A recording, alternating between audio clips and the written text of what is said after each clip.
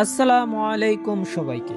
আজ আমি আপনাদের নিয়ে এসেছি একটি অন্যরকম অনুভূতির আঙিনা। আমার সামনে যে ভবনটি দেখছেন, এটি কেবল ইটের তৈরি কোনো দালান নয়, এটি দ্বীনি শিক্ষার এক আলোকবর্তিকা, জামিয়া হযরত বেলাল রাদিয়াল্লাহু তাআলা আনহু মাদ্রাসা।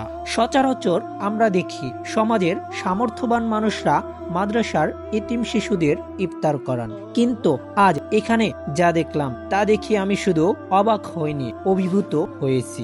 সাধারণ নিয়ম যখন উল্টে যায় তখন জন্ম নেয় প্রকৃত মানবতা। আজ এই মাদ্রাসার পক্ষ থেকে এলাকার সাধারণ মানুষ ও মহল্লাবাসীদের সম্মানের সাথে ইফতার করানো হচ্ছে। এই ব্যতিক্রমী আয়োজনের নেপথ্যে রয়েছেন এমন একজন মানুষ যিনি কেবল একজন প্রিন্সিপাল নন, বরং এ অঞ্চলের মানুষের কাছে এক দরদি অভিভাবক। হাফেজ মাওলানা মুফতি শামসুল আরিফিন খান সাদি সাহেব। মুফতি শামসুল আরিফিন খান সাদি সাহেবকে আমরা চিনি একজন বিজ্ঞ আলেম হিসেবে, কিন্তু আজ তার অনন্য এক রূপ আমার চোখে ধরা পড়ল। তিনি একজন প্রকৃত দানশীল এবং পরোপকারী মানুষ। যেখানে মানুষ নিজের আখের গোছাতে ব্যস্ত, সেখানে তিনি মাদ্রাসা আর দ্বীনের খেদমতের পাশাপাশি এলাকাবাসীকে আপন করে নিয়েছেন। ওনার এই বিনয় আর উদারতা আজ সবাইকে এক কাতারে নিয়ে এসেছে।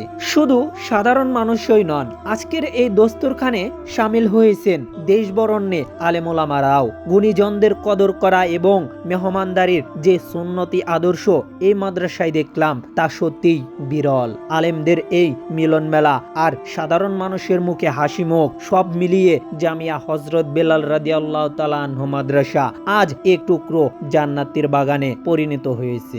মানুষের সেবা করাই যে আসল ইবাদত, মুফতি শামসুল আরিফিন খান সাদি সাহেব আজ তা প্রমাণ করে দিলেন। দোয়া করি এই মাদ্রাসা এবং এর কারিগররা যেন কিয়ামত পর্যন্ত দ্বীনের এবং মানবতার এই মশাল জ্বালিয়ে রাখতে পারেন। আমরা আল্লাহ তাআলার কাছে প্রার্থনা করি যে আল্লাহ তাআলা যেন হাফেজ মাওলানা মুফতি শামসুল আরিফিন খান সাদি সাহেবকে যেন নেক হায়াত দান করেন। এই ভিডিওটি যারা দেখছেন, চলুন আমরাও এই মহৎ কাজের অংশীদার হওয়ার চেষ্টা করি। আল্লাহ আমাদের সবাইকে কবুল করুন, আমিন।